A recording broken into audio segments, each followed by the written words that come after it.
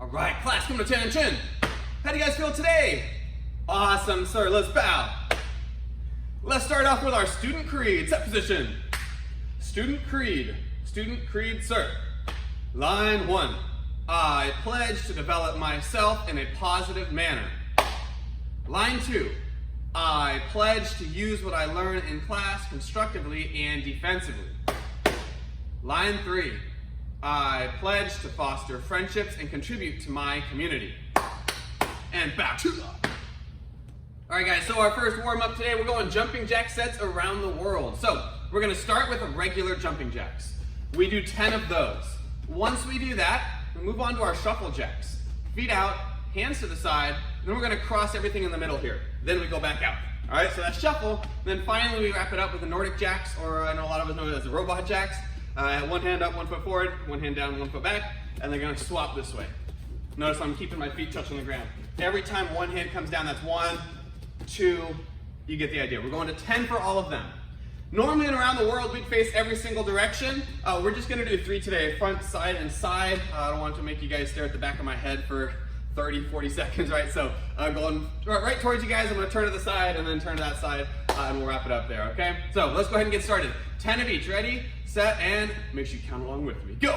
1, 2, 3, 4, 5, 6, 7, 8, 9, shuffle jacks next. 1, 2, 3, 4, 5, 6, 7, 8, 9, 10. Nordic. 1, 2, 3, 4, 5, 6, 7, 8, 9. And turn this way. 1, 2, 3, 4, 5, 6, 7, 8, 9, 10.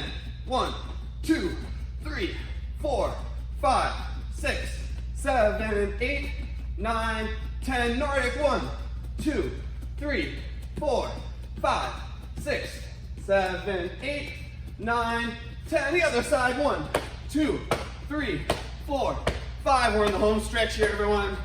8, 9, 10. Shuffle. 1, 2, 3. I'm switching which hand is on top each time. 8, 9, 10. 1, 2, 3, 4, 5, 6, 7, 8, 9, 10. There we go. Nice work, everybody. Now, let's jump into the rest of our warm-ups here. We've got 45 seconds for each one. We're going to be going with diamond push-ups, regular crunches, and plyometrics. Now, let's go in that order, all right? So, little push-up position. And with a diamond push-up, hands right in the center here. Just get as low as you can. It's better to keep good form and start to increase, get lower and lower than to break the form and get all the way to the bottom. So, hands down. Again, we're going about 45 seconds. Ready? On your marks, get set. And now that I have a timer going, 45 seconds, go. Remember, like I said, as low as you can while still keeping posture. So if that's just right here, that's fine, right? That's gonna help. These are working different muscle groups than our regular push-ups. It's targeting the triceps a lot more, which are a lot smaller muscles than the pectoral, right? The chest muscles are right, the pecs. So we're working just the triceps. Now, smaller muscle, having to push up your weight still, a lot of times makes it a little more challenging. 10 seconds left. Oh yeah. One more. And break. All right, we've got crunches next. Remember, with a sit-up, you would go chest all the way to the legs. With a crunch, you just need to get your shoulder blades off the ground. Again, 45 seconds. So, on your backs, ready, and begin. Right, just get the shoulder blades off the ground. We don't need to go all the way up. Just make sure you're keeping the core tight, squeezing your ab muscles, right? Do your best to make sure you're not using momentum either. It's easy to pick my legs up and kind of roll myself up, or to take my arms and throw, but try and keep it in one spot. All right, 10 seconds left, everybody. Let's keep going. 5 seconds. 3, 2, 1, and break. Make your way on up to your feet here. we've got one final warm-up to do. We're going plyometrics. So with these, you're gonna keep your feet together. You're gonna jump side to side or front and back. You get to pick which one, and if you wanna switch it up in the middle. As you go, I'm trying to find like an imaginary line on the ground here just to jump over. I'm trying to keep it really quick, so it's not this big launch, but instead the quick switch of the hips, okay? 45 seconds, go. Another good one for our heart rate here. And then we'll jump into our message of the week right after that.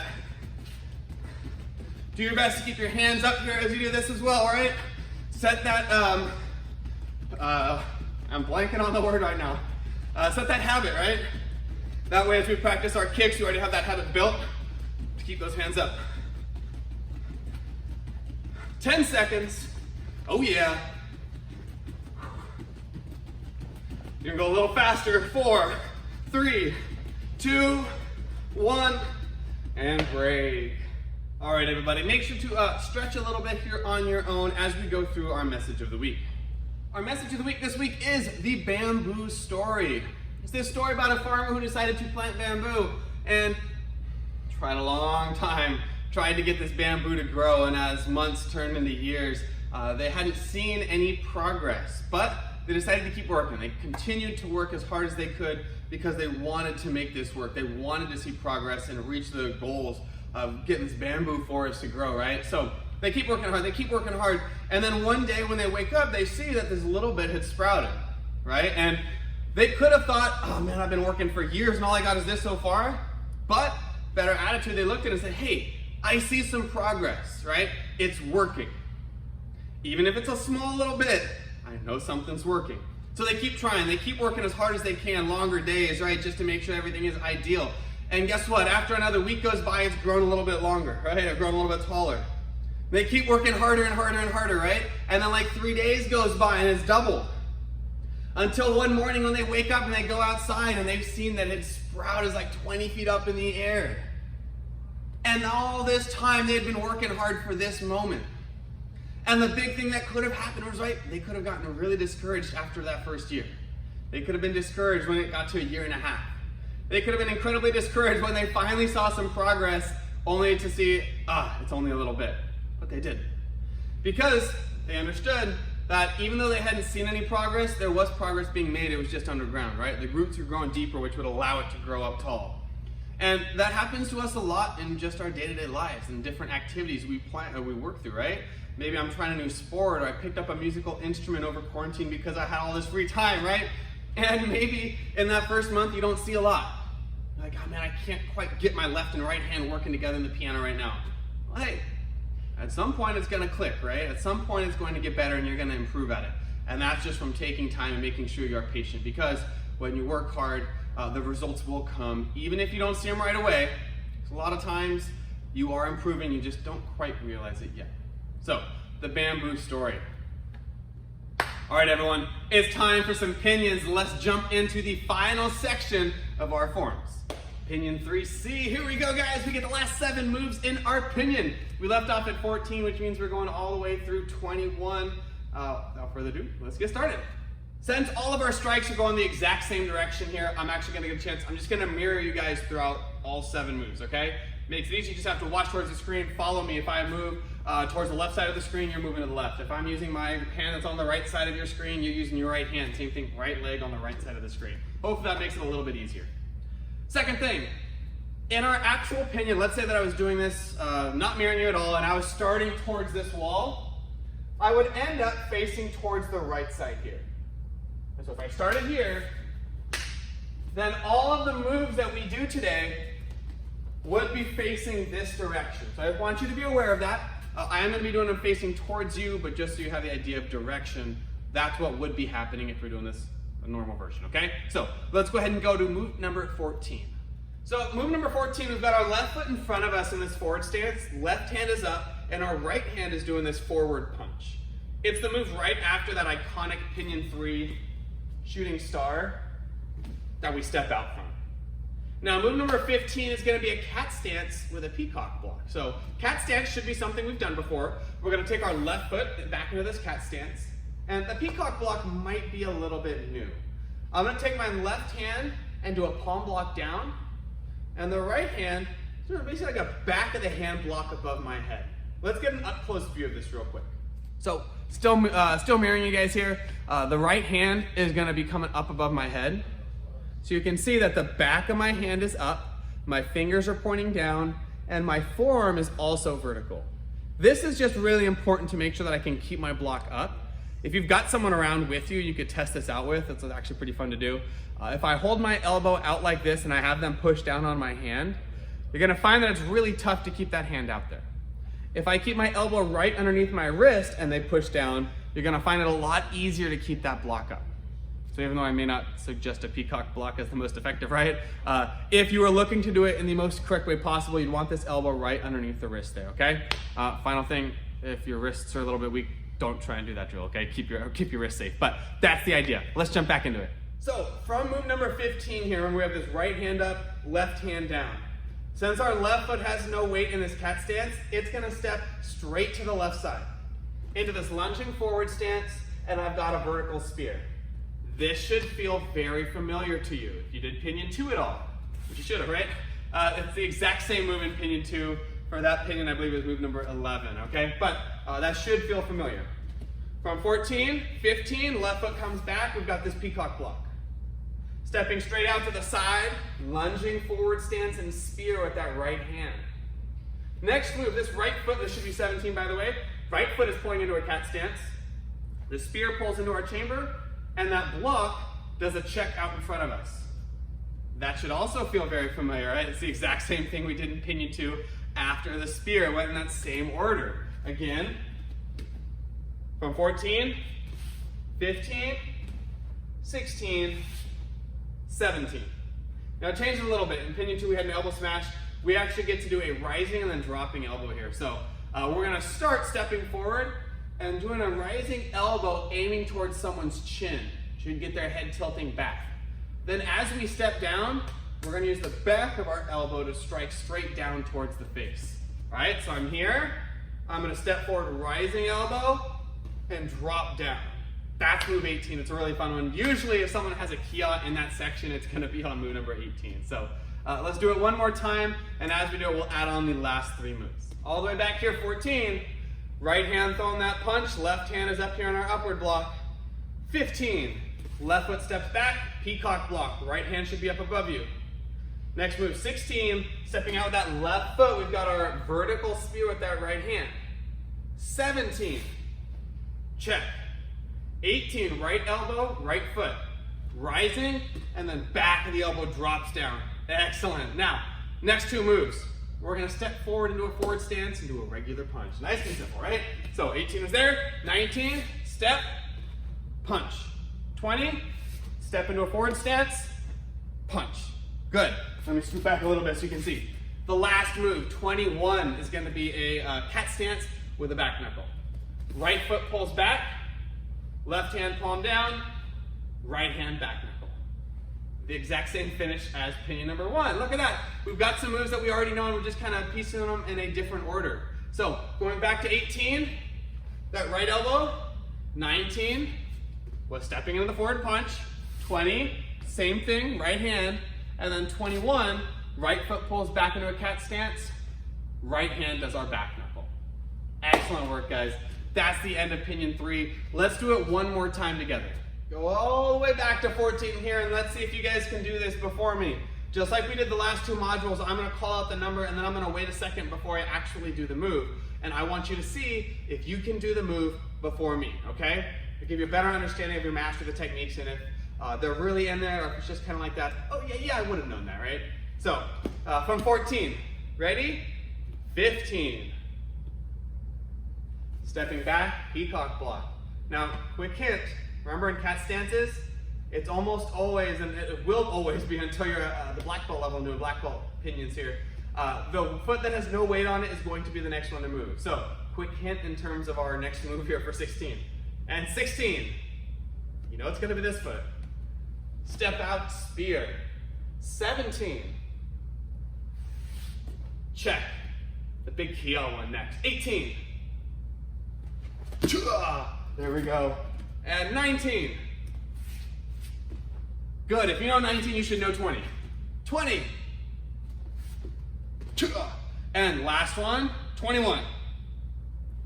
Back, paw, and back knuckle. Excellent. Nice work, guys. Real quick, last little thing here. You guys know how to finish the pinion, right? You go to your horse's stance, your set position, your natural stance. You always step with your right foot, and you're turning the quickest direction back to the front. So I mentioned at the very, very beginning, if we started facing this wall, we would have finished facing this way, so it'll look like this. Since we're already right here, right foot has no weight on it, it steps. Horse stance, set position, and natural stance. That's how you wrap it up, okay? Just to make sure we know how to. But that is Pinion 3, Part C. Excellent work with it. Looking good. We got that whole pinion under our belt. Hopefully you're feeling still good with parts A and B, and you can string together all 21 moves into one pinion. Now, let's jump ahead. We got our next set of curriculum coming up next. All right, team. For our next set of curriculum here, you might see that I'm already holding the stick here. Might give you an idea of what we're doing. We're working a little bit of Senkotiros today. So before we jump into this, right, I'm going to be using the stick here. If you've got one at home that you can use, awesome. Please make sure that you've got a lot of space around you so that even if you mess something up and your stick comes out like this, you're not going to accidentally hit anything, all right? Or even better, watch for right now. Maybe you got like backyard or something to practice. Good idea, right? If you don't have a stick and you still wanted to practice, if you've got like half of a pool floaty, it works really well. Or anything that kind of resembles a stick, right? It can help you still practice. Even if it's getting down to like using a wooden spoon, right? That could be a substitute for this. So let's jump right into our Senkotiros practice today. So to make sure we can practice safely, let's talk about how we stand and how we hold the stick. When I'm in my Senkotiros, or in my stick fighting stance here, I'm gonna have 1 foot forward and 1 foot back. Notice my toes are pointing towards you. I'm gonna bend my knees, and I'm gonna keep my weight towards the front of my feet. When I'm holding the stick, it's gonna be right out in front of me. And if you notice I've got the stick in one hand, the foot on the same side is going to be forward.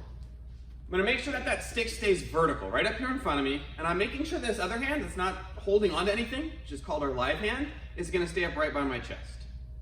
Last couple things, and we'll get into that, right, into the actual techniques today. When I hold onto the stick, it starts at the top of my palm, I roll it in.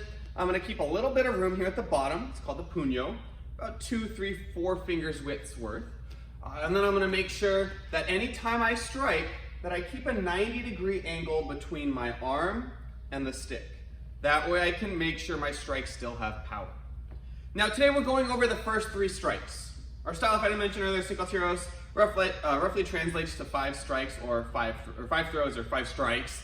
So there's 5 strikes, and we're gonna be going over the first 3 today. Strike number 1, or angle number 1. We get to do it on both sides, a forehand and a backhand. I'm gonna take the stick, I'm gonna drop it down to the side, and using my hips, I'm gonna turn until the tip of the stick points at my target there, which would have been you right now. So that's my angle 1 strike. I flip it over, same thing other side. Angle 1 and 1. Good, one more time. Drop the stick down, keep that elbow tucked in, keep the 90, strike with the tip of the stick. Angle 1, angle 1. Now angle 2 is gonna come down diagonally. So I'm gonna bring it up, not anything past my shoulder. I wanna avoid bringing my hand way out here, right? Just up a little bit, turn the hips and strike down. And again, like angle 1, I can go on both sides here. Notice I'm trying to use my hips to rotate for this strike, and I'm keeping this live hand up. And the final thing you might notice is that I've actually been breaking this 90 at certain points. As long as I'm not actively doing a strike, I don't need to keep this 90. So after I've done my strike here, I can point the stick and bring it around to get to my next strike a little bit quicker. Because the important part is keeping the 90 when I make contact when I'm doing my strike. Now finally, angle 3 is gonna come up at the angle. So 2 was down, 3 is gonna be up and up. All right, so let's go over all 3 one more time. Stick down, drop, one side and the other. Angle 2, down, and angle 3 comes up.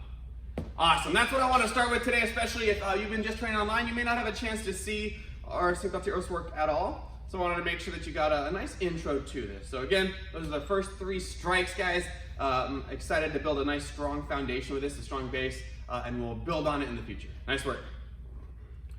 Announcements, everybody. So first things first, starting next week, we're gonna have the opportunity to start working some classes inside again. So we're really looking forward to that. Still keeping these online classes going as well. You get a chance to train from home, still earn tips at home too. So if that's something you prefer, then still keeping that option available to you. Remember, there are still private lessons you can sign up for, both in person and virtual. So if you'd like to do that, follow the link in Discord up on the top left side. It should say private lesson information. You can find it to the Google Sheet there. And it's got all the info of how you sign up and how we work them through Discord and how you can kind of set the settings to make sure it works for you too. If you're interested in our social distance camps, our after-school camps, then please send an email to us, director@inspiredojo.com. We can help get you set up for that. Great way for kids to get a chance to work on homework, have a little bit of help from instructors, and then get some martial arts classes in as well. Finally, I'd like to thank you guys for being patient as we get these videos out. So you guys know there's a lot of things happening all at the same time, and things change really rapidly. So there's some times when there's just not quite enough time on Monday to get all the recordings finished, and I got to finish them a little later in the week. But I appreciate it, you guys being patient with that. We're working as hard as we can to make sure we get these out as quickly as possible. Hope you guys have a great rest of your weekend, or rest of your week, I should say, and I hope you guys stay safe. I miss you all, and I'm looking forward to seeing you guys tip submissions next week for our last sections of our Pinions. Let's bow out of here. Class dismissed. Chula!